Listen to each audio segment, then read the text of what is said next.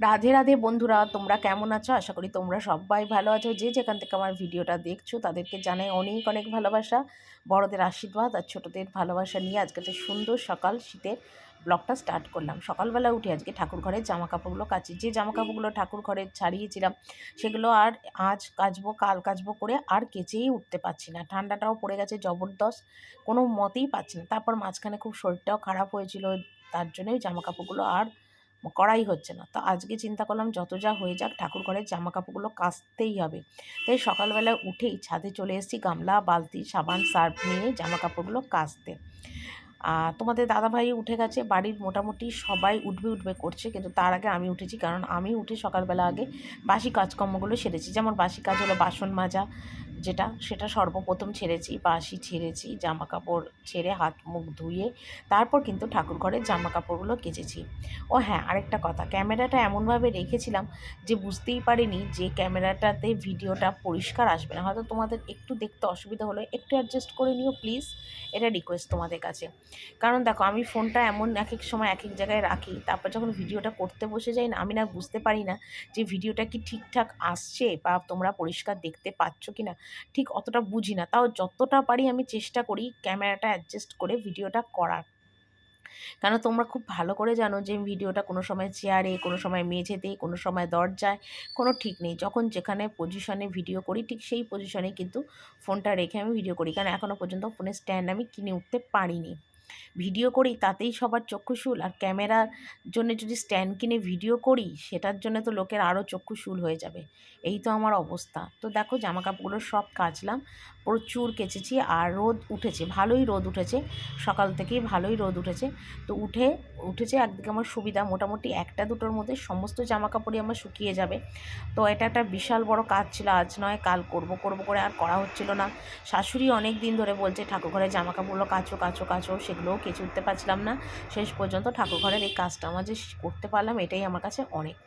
তো প্রচুরই জামা কাপড় ছিল, গোপাল, নারায়ণ, লক্ষ্মী, মানে তোমরা তো জানোই যে কত জামা কাপড় হয়। তো যাকে সমস্ত আমি কেচে ধুয়ে মেলে দিচ্ছি। তো সকালবেলা করে আর এখন আমার আর কোনো জামা কাপড় আপাতত নেই কাচার, যা কাচবো আবার বেলার দিকে।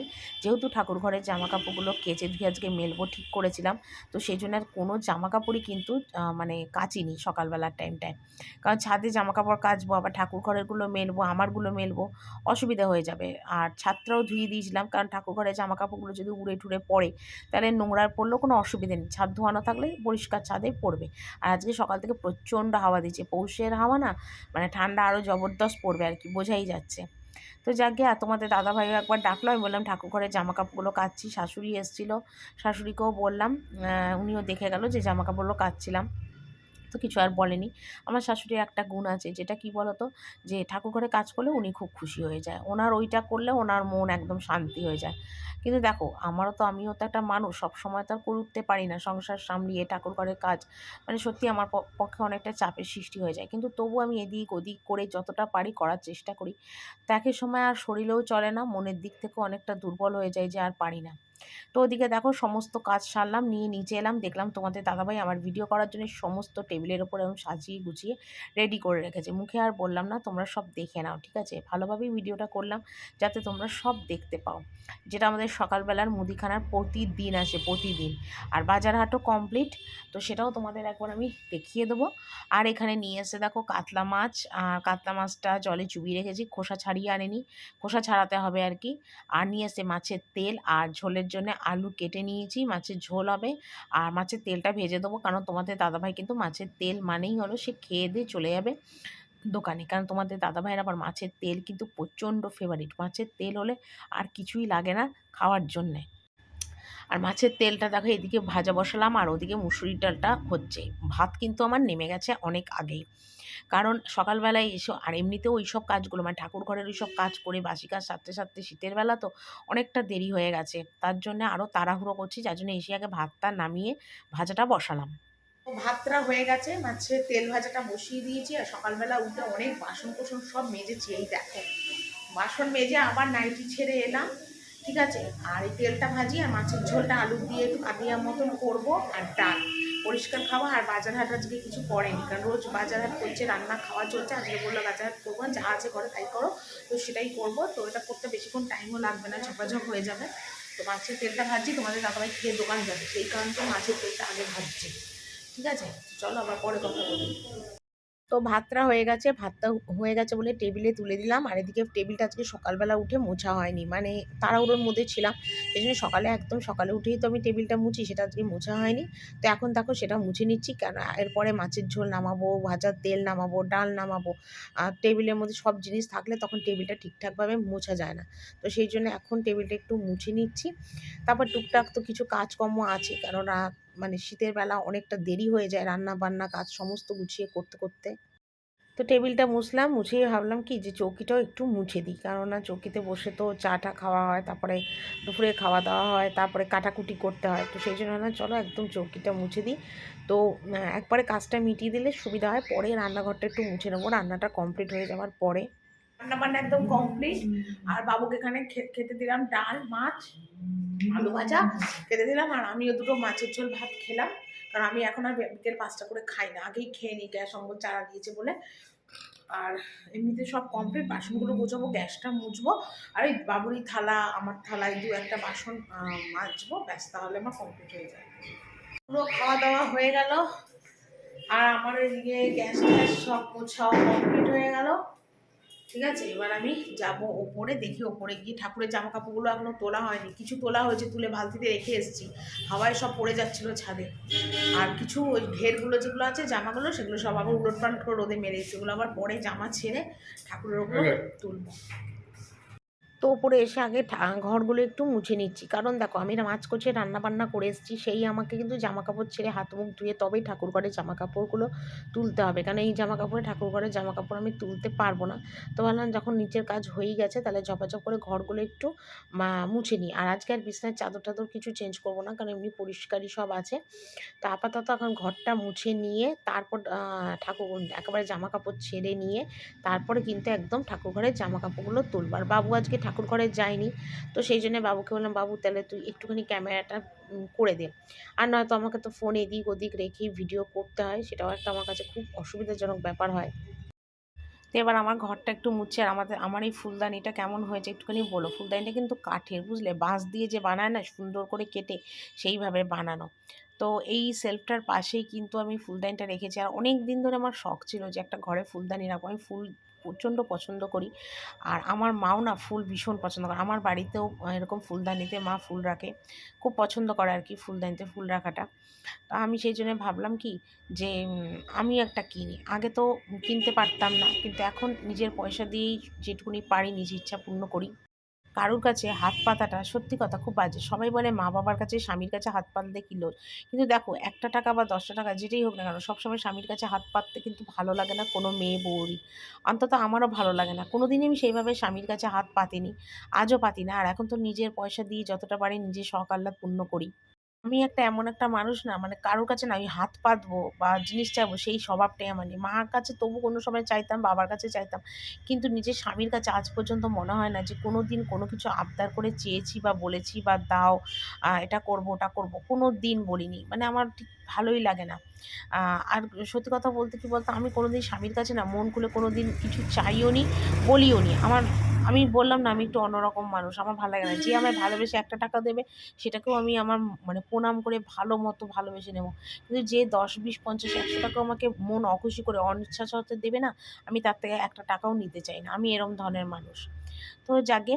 আর এখানে দেখো সকালবেলায় যে জামাকাপড়গুলো কাচতে পারিনি, ঠাকুর ঘরের জামাকাপড় কেচে ছাদে মেলবো বলে, সেগুলোকেই এখন কাচতে বসেছি। আর রোদ তো একদম পড়ে গেছে, দেখতেই পাচ্ছ, একদম বেলা শেষ যাকে বলে। কিছু আর বলার নেই, রোদ একদম পড়ে গেছে। শীতের বেলা আর কত রোদ থাকবে বলো।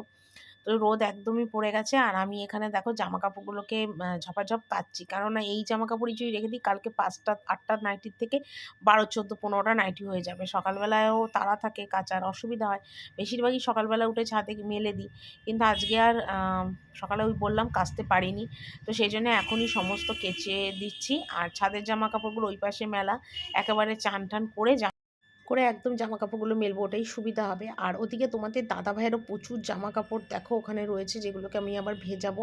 আমারগুলো তো আমি কেচে দেবো, আর তোমাদের দাদা ভাইয়ের জামা কাপড়গুলো সমস্ত ভিজিয়ে রাখবো, কারণ তোমাদের দাদা ভাইয়ের জামা কাপড় যা ময়লা হয় আর সে আর তোমাদের বলে আমি বুঝাতে পারবো না, এতটাই ময়লা হয়। তো বাবু গেল স্নান করতে, আর বাবু যতক্ষণ ছিল ততক্ষণ বাবুকেই বলছিলাম ভিডিওটা করে দে, তো দেরি হয়ে যাচ্ছে বাবুরও, সেই জন্য বললাম চলে যা তুই স্নান করতে, বাকি ফোন আমি চেয়ারের সামনে দাঁড় করিয়ে ভিডিওটা করে নেবো। তো এটাই হলো কথা। আর এখানে আমারগুলো কেচে দিচ্ছি, তোমাদের দাদা ভাইয়েরগুলো ভেজাবো, তারপরে আমি গরম জল বসিয়েছি, স্নান করব, করে তারপরে একেবারে মানে আমার যেগুলো আছে ঠাকুরঘরের জামা কাপড়গুলো সমস্ত তুলবার, মানে এত ঠান্ডা লাগছে জামা কাপড় কাচতে, মানে কি বলবো, কিছু আর বলার নেই। আর সত্যি কথা সকাল থেকে উঠে জলের কাজ করতে করতে আমি পুরো শেষ, মানে আমার না সন্ধ্যের পরে ওই যে একটুখানি টিভি দেখি কম্বলের তলায় ঢুকে, আমার আর পরে রাত্রিবেলা বেরিয়ে আর ইচ্ছা করে না, রাত্রিবেলা রান্না করব, রুটি করব, যা হোক কিছু, আমার আর কোনো কিচ্ছু ইচ্ছা করে না করতে। কিন্তু কি করব বলো, করতে তো হবেই না, সংসার করা মানে কাজ আর কাজ, কাজ ছাড়া মানুষের জীবনে কিছু নেই। তবে হ্যাঁ, কাজের মধ্যে থাকলে দেখবে মানুষের মন কিন্তু অনেক ভালো থাকে, কোনো চিন্তা ভাবনা আসে না। কিন্তু কাজ যখন থাকবে না তখন কিন্তু মানুষের মনে অনেক চিন্তা ভাবনা আসবে, যে চিন্তা ভাবনার সত্যি কোনো শেষ নেই যাকে বলে। তো এখানে দেখো জামা কাপড়গুলো ধুয়ে ধায়ে সব মেলবো, বারান্দা দিয়েই মেলবো, কারণ এগুলো কিচ্ছুই ছাদে আর মেলবো না, কারণ রোদ পড়ে গেছে, বেকার আর ছাদে মেলে লাভ নেই। যা মেলার সমস্ত জামা কাপড় বারান্দা দিয়েই মেলে দেবো আর কি। তো যাকগে এখানে এই হলো, তারপরে তো আবার খাওয়া দাওয়ার পালা, বিকেলে টিফিন, বিকেলে ছেলের খাওয়া দাওয়া, চা, মানে একটার পর একটা আমার কাজ লেগেই থাকে সকাল থেকে রাত, মানে কিভাবে কেটে যায় কাজকর্মের মধ্যে দিয়ে আর তোমাদের বলে বোঝাতে পারবো না। যেদিন রাতে রান্না থাকে না সেদিন তো আমি জম্মের বাঁচা বেঁচে যাই, আর কি বলবো তোমাদের।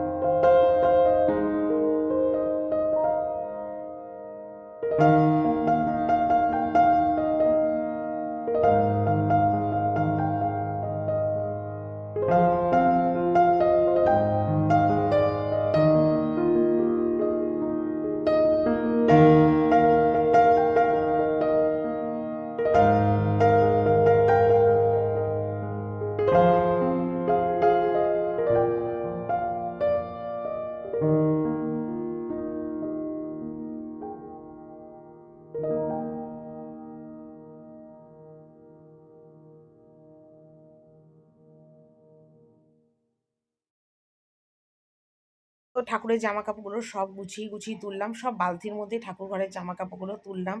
কারণ আমি না জামা কাপড়গুলো যখনই তুলি কেচে ধুয়ে ঠাকুর ঘরে, তখন সেগুলো সমস্ত বালতির মধ্যে ভাঁজ করে করে তুলি। ওতে সুবিধা হয়, কারণ আবার সেই হয়তো 3 মাস 4 মাস পর আবার জামা কাপড় পাল্টানো হবে। আর যদি মানে জড়ো করে তুলি না, সেই জামা কাপড়গুলো আর পরানো যাবে না, ক্রাস্ট হয়ে যাবে। আর ঠাকুর ঘরের জামা কাপড় তো আর ইস্ত্রি করা যায় না, সেই জন্য যখনই আমি কাচি ধুই মেলি, পরে আমি সেগুলো জায়গা মতন বালতি করে ভাঁজ করে নিই। তো সেগুলো ভাঁজ করলাম, করে বাবুকে বললাম, বাবু ঠাকুর ঘরের গেটটা একটু খোল গিয়ে, কারণ এক হাতে বালতি নিয়ে গেট খুলতে পারবো না, ও একটু ঠাকুর ঘরের গেটটা খুলে দিলাম, আমি বালতিটা রেখে এসে এই জামা কাপড়গুলো মেললাম। গুড ইভিনিং বন্ধুরা, সন্ধ্যাবেলায় তোমাদের দাদাভাইয়ের দোকান থেকে আসার সময় দেখো কেক নিয়ে এসছে আমাদের সবার জন্যে। তো ফোনটাও চার্জ ছিল না, তাই তোমাদের কাছে আর ভিডিওটা অন করতে পারিনি। তো এগুলো এনেছে বলে আমি বললাম চলো তোমাদের কাছে একটু শেয়ার করি, ভিডিওটাও করে নিই, তোমাদের একটু দেখিয়ে দিই। এখানে পনির প্যাটিস, ভেজিটেবল প্যাটিস, কেক, দুরকম ফ্লেভারের কেক এনেছে, চকলেট কেক আর তোমার রেড ভেলভেট কেক, দুরকমের এনেছে। তো অনেকদিন পরই আবার আনলো, মানে সেই 1 জানুয়ারি এনেছিল আর এই আনলো। তো এখানে দেখো আমার 2টো প্যাটিস আর বাবুর 2টো প্যাটিস, 2টো কেক, দুজনে রাত্রিবেলা আর কিছুই খাবো না, এই খাবো, কারণ আমি বেশি ঠেসি ঠুসি এখন না খেতে পারি না। আর বাবুর তো সকালে যেহেতু এটা খাবে, তোমাদের দাদাভাই ফোন করে বলে দিয়েছিল, সেই জন্য আর সন্ধ্যাবেলার কোন টিফিন ওকে দিইনি। তো এখন এটাই বাবু খাবে আর খেয়ে জল খাবে, রাতেরটা রাতে খাওয়া যাবে। আর আমিও এটা খাবো। তো বাবু দেখে খুব খুশি হয়েছে, কারণ আমার বাবু আবার এগুলো খেতে ভীষণ ভালোবাসে। মানে ঘরের ভাত ডালের থেকেও এইগুলো যদি বাবুকে খেতে দেওয়া হয়, বাবুর আর কিছু চাই না। তো খেয়ে বলছে খুব ভালো হয়েছে। তো ও টিভি দেখছে আর খাচ্ছে, আর আমারটাও দেখো নিয়ে নিয়েছি, মা ছেলে দুজনে একসাথে এবার খেয়ে নেব। তো এখানে দেখো আমি একটু লিপস্টিক লাগিয়েছিলাম আর কাজল লাগিয়েছিলাম, কারণ একটু শর্ট ভিডিও করছিলাম সন্ধ্যের দিকে। তো সেই কারণের জন্যে আমি একটু লিপস্টিক কাজল পরেছিলাম, সেটা আর তুলিনি। আমি থাক, লিপস্টিক কাজল পরেছি, নষ্ট করবো কেন, পড়া আছে পড়াই থাক। আর এখানে দেখো বাবুকে খেতে দিয়ে আমিও এখন খাচ্ছি আর একটু টিভি দেখছিলাম। বেশ ভালো লাগছিলো টিভি দেখতে দেখতে খাচ্ছিলাম। আর অনেক দিন পর আবার খাচ্ছিলাম, সেই 25শে ডিসেম্বর এনেছিল, তারপর আবার এটা আনলো।